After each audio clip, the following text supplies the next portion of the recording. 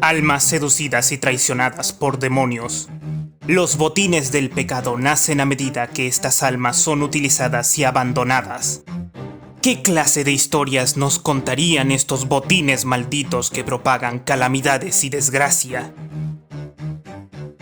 Los que roban a quienes les roban. Demonios son la definición misma de las calamidades en este mundo. Un absurdo ineludible. Engañan a los humanos, extraen y desechan sus almas, convirtiéndolos en marionetas vivientes. Para aquellas criaturas que solo veían la necesidad de herramientas obedientes, las almas manchadas por el pecado eran desechables. Las almas abandonadas, al no tener a dónde ir, tienen sus pecados grabados, juzgados por las leyes de este mundo, y así fue como nacieron los botines del pecado. Objetos malditos que traían toda clase de calamidades. Su nueva forma, más allá de la salvación, se parecían mucho a los pecadores que vagaban por la eternidad. Aquellos que robaban y a quienes les robaban. Irónicamente, ambos coexistían de manera igualitaria. Y siendo así, para una niña a la que le habían arrebatado todo, comenzó una lucha por robarlo todo. Rastreadora del botín del pecado.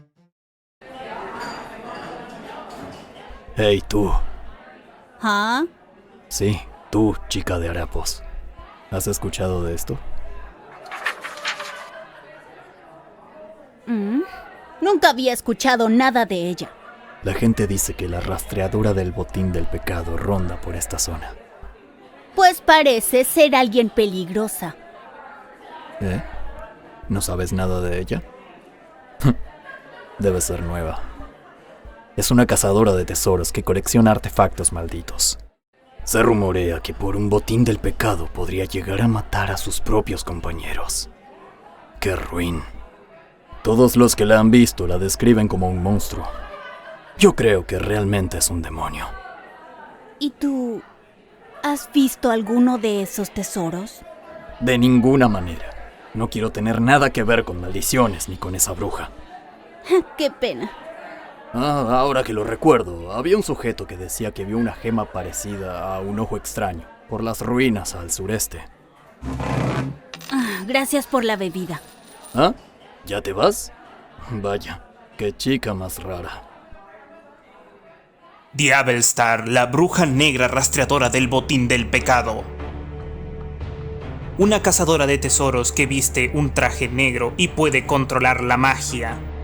Su falta de piedad al derrotar a sus enemigos mientras busca estos botines le valió el apodo de demonio.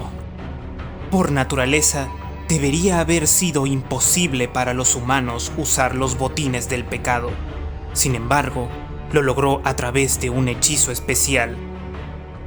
Nadie conoce su pasado. La aterradora mirada del ojo de subversión. Después de dejar la ciudad subterránea y dirigirse al suroeste, guiada por una débil pista sobre un botín del pecado, encontró unas ruinas derrumbadas. El templo divino donde se veneraba a la deidad guardiana de esta tierra ahora había sido retorcida por la influencia del botín del pecado, ojo de serpiente, que había aparecido de la nada, convirtiéndolo en algo horripilante.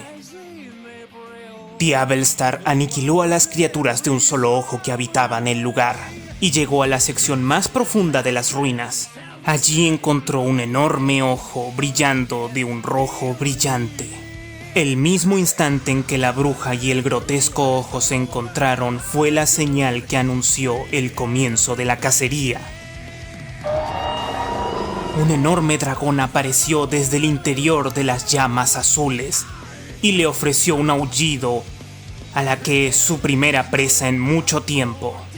Flambers, un dragón nacido del botín del pecado sellado, su apariencia era siniestra, parecida y contrastante a la vez, con la forma que solía tener cuando era la deidad guardiana de estas tierras. creaba nuevos subordinados a partir de las llamas azules que caían de su cuerpo. Y si una persona normal cayera víctima de su mirada, se volvería incapaz de mover siquiera un músculo. Mientras que sus subordinados atacaban sin piedad a cualquier enemigo que intentara dañar su maternal botín del pecado. El enorme dragón siguió luchando hasta el final, arrastrando a sus súbditos a una pelea inesperadamente dura por parte de Diabelstar, viéndose forzada a utilizar sus botines del pecado. Arciela, al liberar su poder, se transforma en una gran guadaña alada llamada Deadside, un arma capaz de cortar cualquier cosa. Y Silvera, que al desatar todo su poder se transforma en un gran lobo demoníaco llamado Hellhound, consiguiendo finalmente extinguir sus salvajes llamas azules. La bruja negra pensó que había tenido éxito en su objetivo, pero en el momento en el que intentó recolectar su botín, en el ojo aparecieron innumerables grietas, rebosando de una luz brillante y llamas azules. Desde adentro apareció un pequeño dragón, una misteriosa criatura nacida del botín del pecado original. Era la primera vez que Diabelstar se había quedado perpleja ante algo, pero terminó simplemente recolectándolo de todos modos, pensando que últimamente parecía que los objetos mágicos a su alrededor se volvían menos efectivos. Tal vez solo era su imaginación, o solo la falta de sueño. Los 100 goblins manejan como un huracán. Después de haber recolectado el álamo de ojos de serpiente, Diabelstar regresó a la ciudad subterránea que estaba usando como base. En el mismo momento en el que pensó que podría estudiar a su nuevo compañero y por fin poder tomar un descanso hasta la próxima búsqueda del siguiente botín, se escucharon explosiones e innumerables faros atravesaron la oscuridad. ¡Oye, bruja negra! ¡Te estábamos esperando! Son ustedes otra vez, ¿eh? Una batalla estaba a punto de comenzar. Ese pequeño que lleva la bruja negra parece uno de esos botín del pecado, ¿no? ¡Tráiganmelo, muchachos! ¡Qué fastidio!